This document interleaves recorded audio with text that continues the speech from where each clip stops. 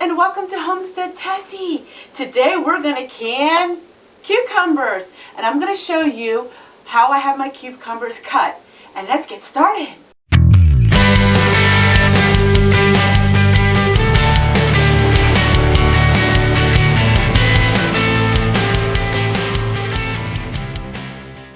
What I did is the day before, so yesterday, I cut up all of my cucumbers. I prepare my vegetables and my fruits the day before, usually if I can. That way on canning day it's not so much work. So here are my cucumbers.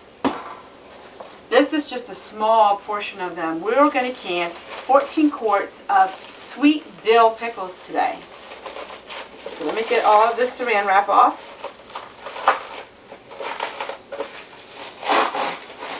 So what I'm going to do is we add 1 clove of garlic and 1 head of dill in each jar, and then we're going to add the pickles. So I'm going to fill all these jars up ahead of time, and then I'll get back to you and I'm going to show you what we use for the brine. So we're going to put some dill in, and we're going to put some garlic in, and we'll fill the jars up. Stay tuned. Okay, now we have all of the pickles jarred up. And I want to share with you a couple tips on how to get really crunchy pickles. Now, a lot of people will add a grape leaf to it, or they'll add alum. I didn't pronounce it right, but you know what it is. But I do not use either of those. Now, I can use a grape leaf if I choose to, but I really haven't had a problem. But what I do is make sure you cut both ends off your cucumbers and do not use them. The blossom end, and I also cut the other end off. And another thing what you want to do is you want to have your water boiling, and you want to have the brine hot, and you want to do it all simultaneously. So in other words, I don't want to be putting these pickles full of hot brine and then having them sitting for an hour waiting until this gets hot and boiling. What we want to do is get the pickles in and out as quick as we can, because we're only going to have them in the boiling water bath for 10 minutes. All that we need to do is just enough to get the jar to seal. Because it's vinegar, we don't have to can it very long. So, this is the first day of using my electric canner. And like I said before, I'm going to use it in the kitchen today for the first time. And then from now on, I will be using it out in the canning shed. But I wanted to have it in the kitchen because I'm very unfamiliar with it. So what I'm going to do is I'm going to start this a while. And let's see, we're going to plug it in. Get to see firsthand how this works. Alright, and the green light is on, and it actually tells you medium, high, and then canning. So we're going to turn it on to canning. Alright, that's it. Now we're done. So we don't need to do anything until this starts boiling. But in the meantime, let's go ahead and let's make our brine. Alright, so my recipe is a little unusual, and I know a lot of you are going to shudder to think that this is what I use. And yes, this is what I use. I use Mrs. Wager's kosher dill pickle mixes. I cannot make pickles except for one Amish sweet pickle. I cannot make pickles that are very good otherwise. But this is a recipe. This is called sweet dill pickles. And I'm going to tell you how we're going to make it. It is 1 package of the kosher dill pickle mix. And I like the kosher because the kosher has some garlic in it.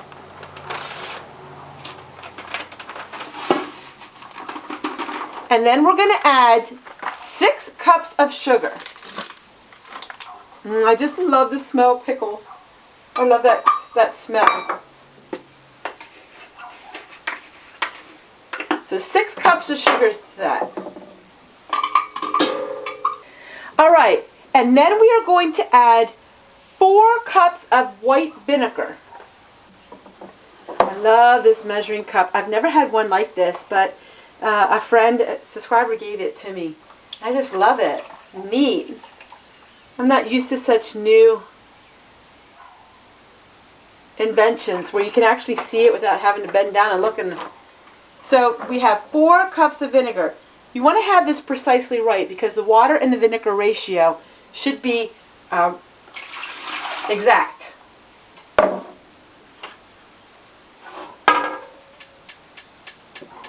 And then to that, we're going to add 18 cups of water.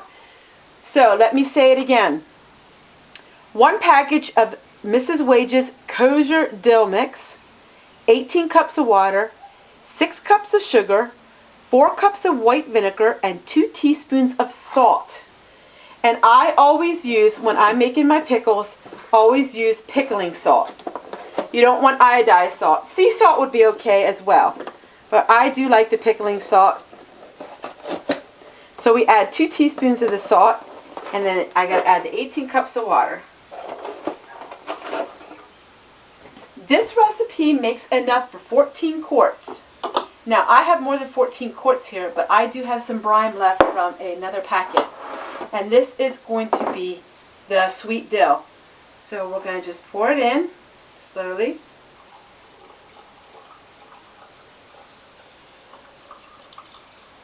Now this brine is hot, but it's not boiling.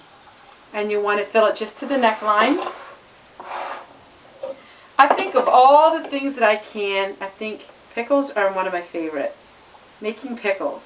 Now I do make some relishes that are from scratch, and I will be making them here shortly.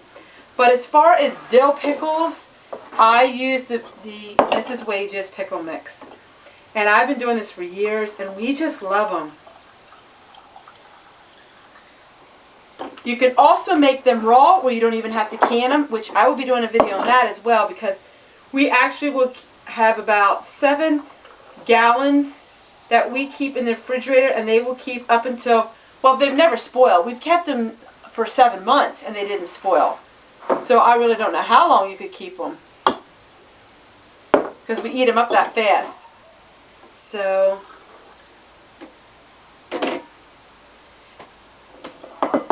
because of course they're pickles, so we do heat our lids. We will heat our lids.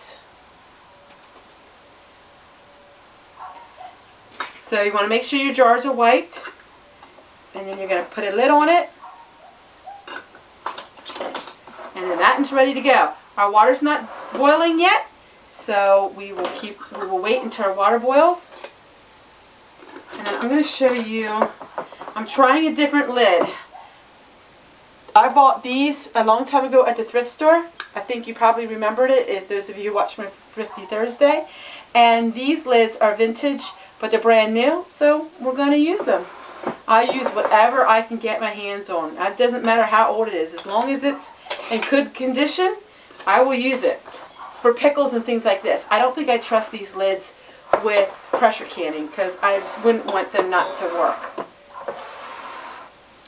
I'm going to finish putting all the brines and all these pickles, and as soon as this water boils, I'll let you see what it looks like. This is so very exciting. The water is boiling. So let's go ahead. Right! So the water is boiling, and this is so neat. I'm telling you, save up your money. Sell anything you can to get this, because this is amazing. Why am I saying it's amazing? Okay, I'm standing right like this, and I feel no heat from it. Literally, I feel no heat. Before, on my old stove, it would be so hot. Now, of course, when I open the lid, it's going to be steam, but you don't feel the heat. You don't feel the heat coming out of it. It's amazing. I'm just so excited. All right. So the water is boiling, and we're going to go ahead and put our jars in.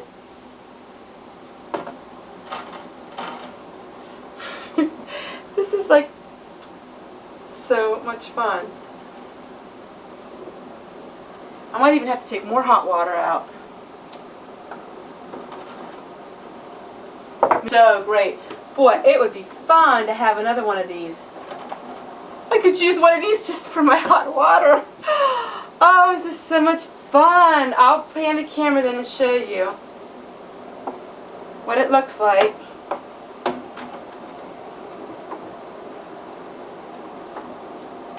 Alright, and then we're supposed to put this thing on top. This is what it says, it helps regulate the temperature. And then we put the lid on. And then we count 10 minutes. So excited. It's just like a whole new world for me. So I'm going to pan the camera and show you. So that's what it looks like. Okay? Now we're going to bring it on, and it's going to bring it back to a boil. And in 10 minutes, I'll get these jars out and show you. Right, it's been 10 minutes, so let's see how we get the jars out. Alright. I'm happy. I really like it. I really am impressed. It's very compact. It doesn't throw the heat. When I open the lid, it still keeps the heat. I'm not losing heat with the lid open because it's the way it's designed. It's to keep this same temperature. And that's really what I like about it is. On my propane stove, when I would take the lid off, it would take 10-15 minutes. So I'm guessing I put the lid back on and I wait a little bit. Now it's boiling, so I guess I can put the jars already right back in. This is amazing. Do you understand? Like with the propane, I would have to wait now a while to get it back to the boil, but it's boiling. I'm just not used to all this technology. Okay, so we're going to put the other jars right back in. There is no waiting between. At least I'm finding it for me. There's no waiting between. To go and wait another 10 minutes and get them out. And now, last but not least, the extra blessing of this canner. For someone like me, who takes a lot of work to get hot water, take a look at this.